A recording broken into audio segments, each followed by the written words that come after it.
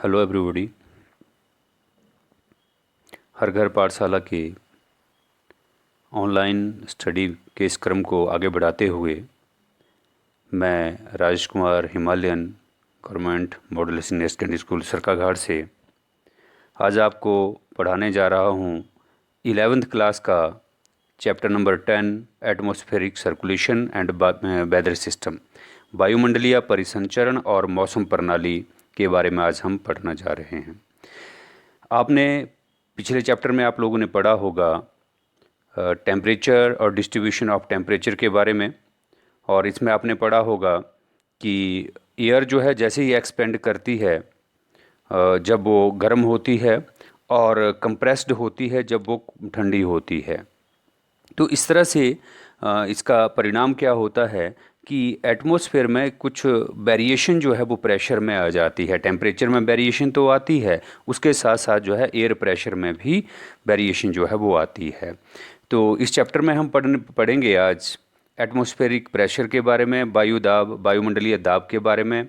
तो सबसे पहले बात आती है कि वायुमंडलीय दाब होता क्या है। दाब या दबाव जैसे दूसरे पदार्थों का अपना एक भार होता है, उसी तरह से वायु का भी अपना एक भार होता है। क्योंकि वायु हमें दिखाई नहीं देती, इसलिए यह हमें बिल्कुल ट्रुथ जो है या सत्य जो है प्रतीत नहीं होता है।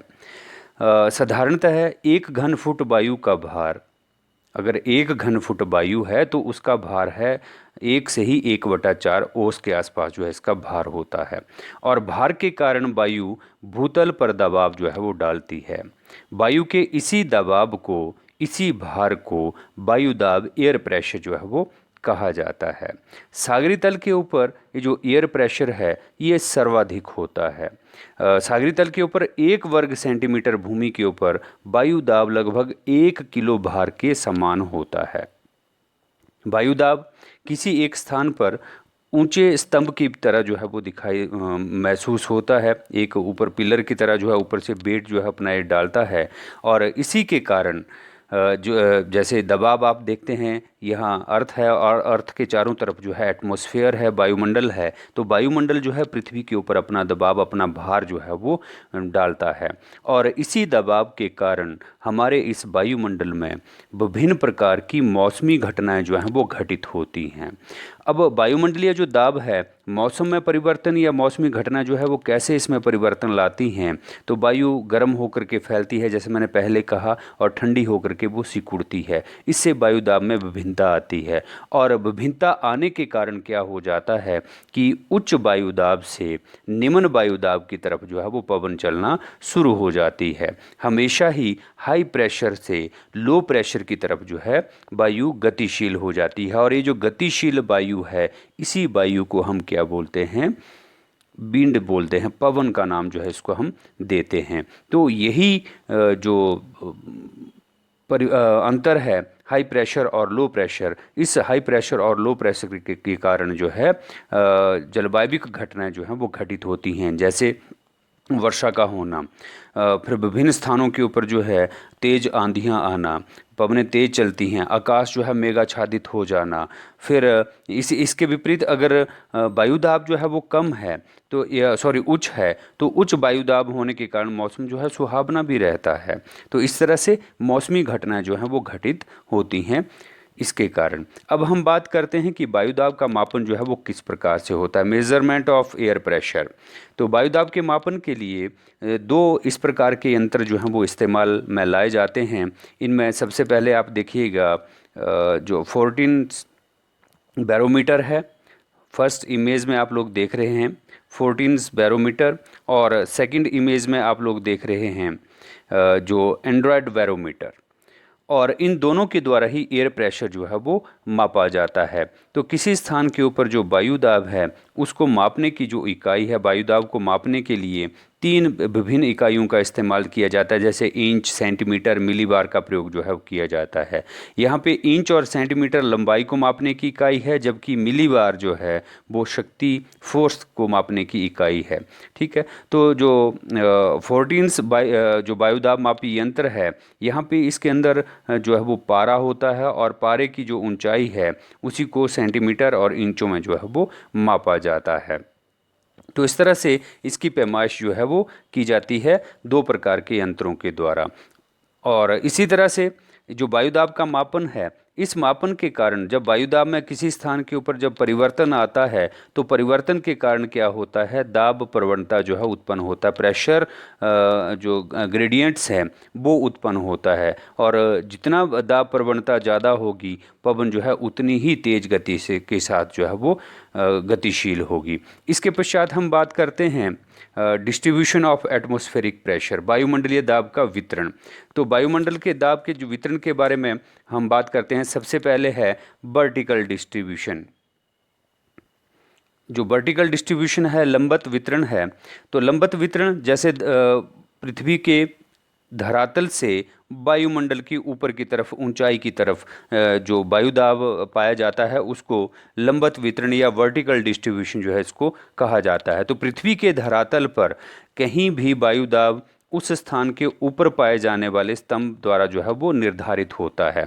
तो सागरी तल के ऊपर जैसे मैंने पहले ही कहा कि वायुदाब जो है सर्वाधिक रहता है, और वायुमंडल में जैसे जैसे हम उन धरातल से ऊपर आकाश की तरफ या अंतरिक्ष की तरफ, वायुमंडल की तरफ हम बढ़ते चले जाते हैं, वायुदाब जो है वो कम होता चला जाता है, वायुदाब जो है उसमें कमी आती चली जाती है। तो इस प्रकार की कमी के कारण आपको यहाँ पे मैं थोड़ा सा जूम करके दिखाऊंगा इस टेबल में कि समुद्र तल के ऊपर जो औसतन वायुदाब है वो आप लोग देखिएगा कि वो एवरेज रहता है लगभग माफ़ कीजिएगा 1013.25 मिलीबार। फिर 1 किलोमीटर वायुमंडल में हम ऊपर की तरफ बढ़ते हैं, वायुदाब घट करके रह जाता है 898.76। फिर 5 किलोमीटर की ऊंचाई के ऊपर यही रह जाता है 540.48 मिलीबार, और 10 किलोमीटर के ऊपर यही कम रह करके रह जाता है 265 मिलीबार जो है वो रह जाता है। तो इस तरह से जैसे जैसे हम वायुमंडल में ऊपर की तरफ हम बढ़ते चले जाएंगे, अंतरिक्ष की तरफ बढ़ते चले जाएंगे, जो वायुदाब है उस वायुदाब में कमी आती चली जाती है। तो इस तरह से इस इमेज में भी आप लोग देखिएगा कि वायुदाब में जैसे धरातल से ऊपर की तरफ हम बढ़ रहे हैं, धीरे धीरे वायुदाब में जो है कमी आती चली जा रही है। इस प्रकार के वितरण को हम बोलते हैं वायुदाब का लंबवत वितरण। और जैसे आपको पता है कि वायुमंडल में जैसे जैसे हम ऊंचाई की तरफ बढ़ते चले जाएंगे, आपको पता है कि वायु जो है वो संपीडीय है, कंप्रेसिबल है। तो फलस्वरूप इसके क्या होता है कि निचली परतों के ऊपर जो ऊपर की वायु है उस वायु का दबाव जो है वो बना रहता है। तो उसके कारण नीचे की जो वायु है वो भारी भी हो जाती हैं, उनका दबाव जो है, ऊपर की वायु का दबाव जो है उसके ऊपर पड़ा रहता है, और उसके कारण नीचे की जो गैसें हैं वायुमंडल की निचली परत में, तो वो भारी भी हो जाती हैं। वैसे भी जो भारी हमारी गैसें हैं वो धरातल के साथ है, और जैसे जैसे हम ऊंचाई की तरफ बढ़ेंगे हल्की गैसें जो हैं वो पाई जाती हैं। उसका कारण है पृथ्वी का गुरुत्वाकर्षण बल। तो उस गुरुत्वाकर्षण के बल के कारण जो है वो भारी गैसें धरातल के साथ और हल्की गैसें जो हैं ऊपर की तरफ पाई जाती हैं। तो यही कारण है कि धरातल से जैसे जैसे हम ऊंचाई की तरफ बढ़ते चले जाएंगे, वायुदाब जो है कम होता चला जाएगा। इसके पश्चात हम बात करते हैं, ये तो हुआ वायुमंडल का लंबवत वितरण। इसके पश्चात हम बात करते हैं हॉरिजॉन्टल डिस्ट्रीब्यूशन, क्षैतिज वितरण। क्षैतिज वितरण के अंतर्गत कुछ एक कारक हैं, जो कारक इस क्षैतिज वितरण को, यानी कि क्षैतिज वितरण का मतलब हुआ अक्षांशीय वितरण, अक्षांशों के साथ जो है जो वायुदाब पाया जाता है उसको हम बोलते हैं क्षैतिज वितरण। तो अक्षांशों के साथ जो हमारे लैटिट्यूड्स हैं, लैटिट्यूड्स के ऊपर जो कुछ एक कारक हैं जो किसी स्थान के तापमान को, वायुदाब को जो है प्रभावित करते हैं। सबसे पहला आता है टेम्परेचर, फिर है ग्रेविटेशनल फोर्स, और थर्ड वन आता है रोटेशन ऑफ द अर्थ। हम बात करते हैं टेम्परेचर के बारे में कि किस प्रकार से तापमान जो है किसी स्थान के वायुदाब को प्रभावित करता है। तो वायुदाब और तापमान का आपस में सीधा संबंध है। तापमान के बढ़ जाने पर वायु गर्म होती है, और गर्म होने के कारण जो है उसका दबाव कम हो जाता है, और जब वायु ठंडी होती है, तापमान उसका कम होता है, तो ठंड होने के कारण जो है वो भारी हो जाती है और उसका दबाव जो है वो ज़्यादा हो जाते हैं। फिर इसके पश्चात है पृथ्वी का गुरुत्वाकर्षण बल। पृथ्वी के पूरे भाग के ऊपर जो गुरुत्वाकर्षण बल है वो एक बराबर नहीं है। कुछ एक स्थान ऐसे हैं जिन स्थानों के ऊपर जो गुरुत्वाकर्षण बल है वो ज़्यादा है, और कुछ स्थान ऐसे हैं जहाँ पर ग्रेविटेशनल फोर्स जो है वो कम है। ध्रुवों के ऊपर गुरुत्वाकर्षण बल ज़्यादा है तो वहाँ पे वायुदाब उच्च रहता है, और भूमध्य रेखा के आसपास जो है जो ग्रेविटेशनल फोर्स है वो कम है, तो वहाँ पे वायुदाब जो है निम्न रहता है। इसके पश्चात तीसरा है रोटेशन ऑफ द अर्थ, पृथ्वी की दैनिक गति। तो पृथ्वी की दैनिक गति के कारण जो है दो प्रकार के बल जो हैं उत्पन्न होते हैं, जिनमें फ्रिक्शन और सेंट्रीफ्यूगल फोर्स है, वो अपना प्रभाव जो है डालते हैं। तो इस दैनिक गति के कारण क्या हो जाता है, एक अलग ही बल जो उत्पन्न होता है उसको हम कोरियोलिस फोर्स जो हम बोलते हैं। कोरियोलिस बल के कारण क्या हो जाता है कि जो वायु है वो सिमट करके इसकी दैनिक गति के कारण 30 से 35 डिग्री अक्षांशों के बीच में दोनों ही गोलार्धों में वो वायु इकट्ठी हो जाती है, और इसकी दैनिक गति के कारण जो है पृथ्वी की दैनिक गति के कारण जो है जो 60 और 65 डिग्री के अक्षांश हैं वहाँ की वायु भी, ध्रुवों की जो वायु है वो यहाँ पे आकर के सिमट जाती है। तो यहाँ पे अलग अलग वायुदाब क्षेत्र जो हैं उत्पन्न हो जाते हैं। इसके पश्चात हम बात करते हैं जो एयर प्रेशर बेल्ट जो हैं, जो क्षैतिज वितरण के अंतर्गत जो प्रेशर बेल्ट हैं, अलग अलग प्रकार की प्रेशर बेल्ट जो हैं वो डेवलप हो जाती हैं, वायुदाब मेखलाएं जो हैं विकसित हो जाती हैं। इन मेखलाओं के अंतर्गत सबसे पहले हम बात करते हैं, पहली मेखला है इक्वेटरल लो प्रेशर बेल्ट, भूमध्य रेखीय निम्न वायुदाब मेखला। इक्वेटरल लो प्रेशर बेल्ट, ये लो प्रेशर बेल्ट है पहली। फिर दूसरी बेल्ट है सब tropical high pressure belt. Third one आती है सब टेम्परेट लो प्रेशर बेल्ट, और फोर्थ वन आती है पोलर हाई प्रेशर बेल्ट। तो आइए डिटेल में इनके बारे में हम बात करते हैं, एक एक प्रेशर बेल्ट के बारे में। सबसे पहले हमने बात की कि भूमध्य रेखीय निम्न वायुदाब मेखला। तो अब पहली जो वायुदाब मेखला है वो आती है इस भाग में, भूमध्य रेखा के दोनों तरफ। भूमध्य रेखा के दोनों तरफ जो है 5 डिग्री उत्तरी और 5 डिग्री दक्षिणी अक्षांशों के बीच में यह मेखला पाई जाती है। हालांकि जो मौसम परिवर्तन होता है तो मेखला थोड़ी सी या ये पेटी जो है वो ट्रांसफ़र हो जाती है ऊपर और नीचे। तो कुछ एक बुक्स में आपको मिलेगा कि 10 डिग्री नॉर्थ नदर्न हेमिस्फेयर और 10 डिग्री जो है वो सदर्न हेमिस्फेयर में ये पेटी जो है वो पाई जाती है।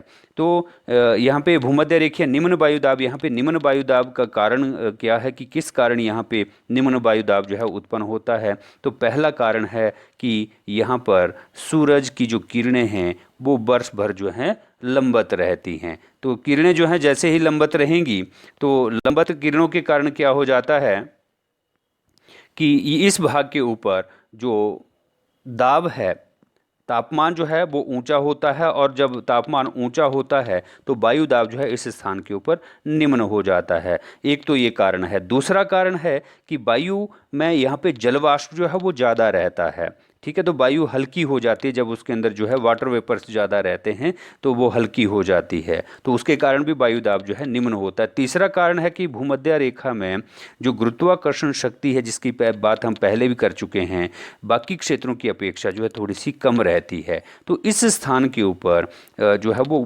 जो प्रेशर है वो लो रहता है। तो यहाँ पे संवहन धाराएं जो हैं वो चलती हैं, और संवहन धाराओं के कारण क्या होता है कि वायु जो है ऊपर की तरफ उठती है, और संवहन धाराओं के कारण क्या है यहाँ पे शून्य सा उत्पन्न हो जाता है, और उसके कारण इसको शांत मंडल भी कहा जाता है, या डोल ड्रम का नाम जो है इसको दिया जाता है। इस स्थान के ऊपर जो है डोल ड्रम जो है शांत मंडल का नाम जो है इसको दिया जाता है। फिर इसके पश्चात हम बात करते हैं दूसरी जो पेटी है, दूसरी जो मेखला है, उस मेखला का नाम है उपोष्ण कटिबंधीय उच्च वायुदाब मेखला, सब ट्रॉपिकल हाई टेम्परेचर बेल्ट। भूमध्य रेखा के दोनों ओर, भूमध्य रेखा के दोनों ओर 30 से 35 डिग्री अक्षांशों के बीच, उत्तरी और दक्षिणी जो गोलार्ध हैं उन दोनों के बीच में एक मेखला हाई प्रेशर बेल्ट जो है उत्पन्न होती है। इसका कारण है यहाँ पे, इस मेखला के उत्पन्न होने का कारण है कि यहाँ पे भूमध्य रेखा के ऊपर उठने वाली जो वायु है वो यहाँ पे आकर के इकट्ठी होती है। आप इस स्लाइड में देखिएगा कि भूमध्य रेखा से वायु जो है ऊपर की तरफ उठ रही है और इस की तरफ जो है वो वायु दाब जो है आ रहा है, जो प्रेशर है वो वायु का प्रेशर जो है इस तरफ आ रहा है। तो भूमध्य रेखा के ऊपर उठने वाली वायु जो है ठंडी होकर के कोरियोलिस बल से विक्षेपित होकर के नीचे इस भाग के ऊपर आकर के उतरती है, एक कारण ये है। दूसरा है कि पृथ्वी के दोनों दैनिक गति के कारण उपध्रुवीय क्षेत्रों में काफ़ी मात्रा वायु सिमट करके यहाँ इकट्ठी होती है। तो यहाँ पे क्या हो जाता है कि यहाँ पर भी शून्य सा उत्पन्न हो जाता है और शून्य उत्पन्न होने के कारण जो है यहाँ पे इस भाग को, इन अक्षांशों को क्या कहा जाता है, या इस भाग को क्या कहा जाता है, घोड़ों के अक्षांश जो है वो कहा जाता है। घोड़ों के अक्षांश इसको क्यों कहा जाता है, हॉर्स लैटिट्यूड का नाम जो है इसको दिया जाता है। हॉर्स लैटिट्यूड का नाम इसको इसलिए दिया जाता है क्योंकि इस स्थान के ऊपर पुराने समय में क्या होता था कि जो राजा महाराजाओं के घोड़े, हाथी इत्यादि जो आया करते थे वो मध्य पूर्व के देशों की तरफ से आया करते थे। और इस भाग में यहाँ पे क्योंकि 30 और 35 डिग्री अक्षांशों के बीच में एक शांत सा उत्पन्न हो जाता है। यहाँ पे जो जहाज थे, बादबानी प्रकार के जो जहाज थे, जो पवनें चलती थी, तो वो वहीं पे ही उलझे रहते थे। तो उसके कारण क्या हो जाता था, उनको अपने जहाज का जो भार है वो कम करना पड़ता था। तो वहाँ पे लोग क्या करते थे, उस समय के लोग उन घोड़ों को समुद्र में फेंक देते थे और इसी के कारण यहाँ पे इसका नाम पड़ा है, घोड़ों के अक्षांश जो है इस भाग का नाम पड़ा है। फिर इसके पश्चात हम बात करते हैं, तीसरा है उप शीतोष्ण कटिबंधीय निम्न वायुदाब मेखला। तो ये जो निम्न वायुदाब मेखला है, सब पोलर लो प्रेशर बेल्ट भी इसको कहा जाता है, ये है 60 डिग्री से लेकर के 65 डिग्री उत्तरी और दक्षिणी अक्षांशों के बीच में, लैटिट्यूड्स के बीच में हमेशा ही इस स्थान के ऊपर निम्न वायुदाब जो है वो बना रहता है। इसके बनने का कारण क्या है कि पृथ्वी की दैनिक गति के कारण यहाँ की वायु सिमट करके जो उपोष्ण कटिबंधीय मेखलाएं हैं और ध्रुवों की तरफ जो है वो चली जाती है। तो इस भाग की यहाँ पे आप लोग देखिएगा कि यहाँ पे लो प्रेशर ये जो बेल्ट है, इस लो प्रेशर बेल्ट के ऊपर क्या हो जाता है, यहाँ पे सब पोलर लो प्रेशर बेल्ट के ऊपर तो जो वायु है या तो ध्रुवों की तरफ या जो हमारा उपोष्ण कटिबंधीय मेखला है, इस मेखला की तरफ जो है सिमट करके आ जाती है। तो उसके कारण यहाँ पे लो प्रेशर बेल्ट जो है वो डेवलप होती है। इसके पश्चात हम बात करते हैं, फोर्थ जो बेल्ट आती है वो है ध्रुवीय उच्च वायुदाब मेखला या पोलर हाई प्रेशर बेल्ट। ये जो पोलर हाई प्रेशर बेल्ट है ये है 70 डिग्री से लेकर के इस तरफ जो है 70 डिग्री उत्तरी और 70 डिग्री जो है दक्षिणी अक्षांशों के बीच, 70 से 90 डिग्री के बीच में ये मेखला जो है वो पाई जाती है, जिसको हम ध्रुवीय उच्च वायुदाब मेखला का नाम जो है देते हैं। तो ये जो मेखला है यहाँ पे हाई प्रेशर जो है हमेशा ही बना रहता है। उसका कारण है कि यहाँ पे ठंड बहुत ज़्यादा रहती है, यानी कि तापमान जो है निम्न रहता है, वायु जो है शुष्क बनी रहती है और उसके साथ साथ यहाँ पे गुरुत्वाकर्षण बल भी ज़्यादा है इस भाग के ऊपर। तो यहाँ पे ध्रुवों के ऊपर जो है वायुदाब ज़्यादा, तापमान जो है वो कम रहता है, तो उसके कारण यहाँ पे हाई प्रेशर बेल्ट जो है डेवलप हो जाती है। तो यहाँ पे हाई प्रेशर जो है वो बना रहता है। इसके पश्चात हम बात करते हैं यहाँ पे जो पवनों की दिशा है या जो अलग गति जो है वो रहती है। इस इमेज में आप लोग देखिएगा कि भूमध्य रेखा से पवनें ऊपर की तरफ उठ रही हैं, विक्षेपित होकर के जो है जो दूसरी तरफ का जो हिस्सा है हमारा उपोष्ण कटिबंधीय भाग है उसके ऊपर आकर के बैठ रही हैं। तो ये पूरा सर्कल जो है एक चलता रहता है। इसके पश्चात जो हमने बेल्ट पढ़ी, तो जो हमारी भूमध्य रेखीय बेल्ट है इसको हेडले सेल के नाम से भी जाना जाता है। उपोष्ण और उपशीतोष्ण कटिबंधीय बेल्ट है इसको फेरल सेल के नाम से भी जाना जाता है। और जो लास्ट हमारी बेल्ट है ध्रुवीय उच्च वायुदाब मेखला, इसको पोलर सेल के नाम से भी जाना जाता है। अलग अलग नाम से कई बार जीके में इस तरह के क्वेश्चन जो है पूछ लिए जाते हैं। इसके पश्चात हम बात करते हैं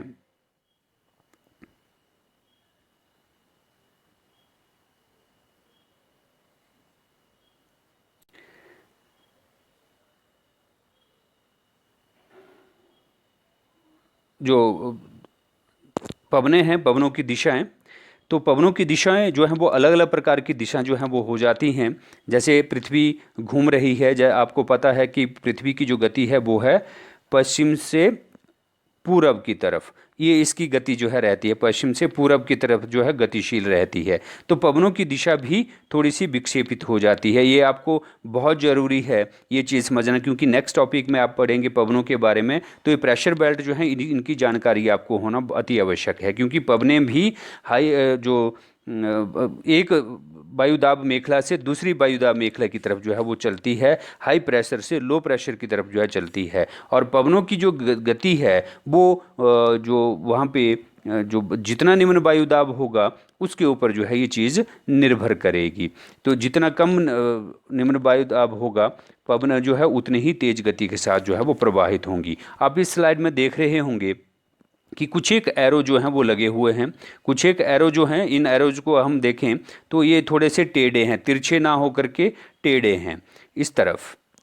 इस तरह से इनकी दिशा है, अलग अलग दिशा की तरफ जो है ये प्रवाहित हो रहे हैं। तो अलग अलग दिशाओं की तरफ प्रवाहित होने का तिरछे होकर के ये एरो जो हैं वो चले हैं, उसका कारण है पृथ्वी की, मैंने जैसे पहले कहा कि पश्चिम से पूरब की तरफ की गति। तो इस तरह से घूमने के कारण क्या हो जाता है, जो पवनें सीधे सीधे ना करके थोड़ी सी विक्षेपित हो जाती हैं, ये मुड़ जाती हैं अपने दाएं और बाएं ओर जो है ये मुड़ जाती हैं। तो इनके मुड़ने का कारण है कि पृथ्वी जो है वो पश्चिम से पूरब की तरफ जो है वो गतिशील रहती है। तो इसकी गति के कारण, जैसे एग्जांपल दूंगा मैं, आप लोग बाइक या मोटर बाइक या साइकिल आप लोग चलाते होंगे, तो उसकी जैसे ही आप साइकिल के ऊपर चलते हैं तो आपके जो बाल हैं, आपकी जो दिशा है जाने की, उस दिशा के विपरीत की दिशा की तरफ जो है वो उड़ते हैं। तो यहाँ पे जो पवनें हैं ये भी थोड़ी सी विक्षेपित हो जाती है, चाहे वो ट्रेड विंड्स हों या फिर वेस्टरलाइंस हों या पोलर एस्टरलाइंस हों, किसी प्रकार की ये जो प्रचलित पवनें हैं ये इनकी दिशा जो है मुड़ जाती है। मुझे उम्मीद है कि आप अगले टॉपिक में इसको और डिटेल में आप पढ़ेंगे और ये चीज़ आपको जो है और ज़्यादा